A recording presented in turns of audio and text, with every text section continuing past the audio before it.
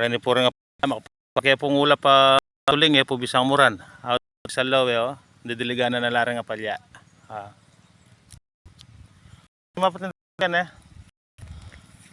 ay ni na po ing pamagproning ko karing palya. Ayan. Then bulong rin loko mo laba kanita. Pero no pamugaran kuto man lalambahan ta. Salok mo po ta mag-spray.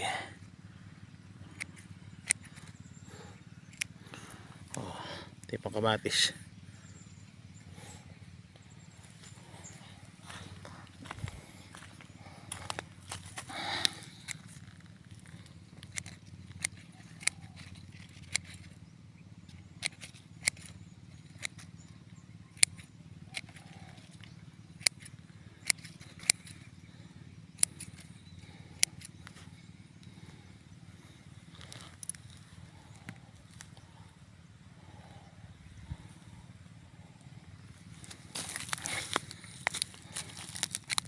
Kailangan din ng proning ng ampalaya.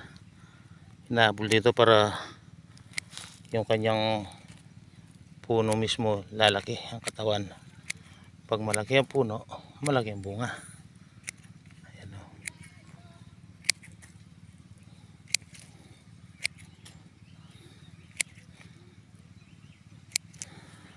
Okay. Ayan. May nakadayos na kamatis. Ampalaya. Ay, may bunga na pong liit-liit yung ampalaya. Susunod na buwan may pitasin na to. At may nakasingit ako ng gibano yan. Sa loob ng 3 taon, malaki na to. Yan nakaano sila. Hindi pa nakikita yan dahil ayun o. Ampalaya muna gulay-gulay.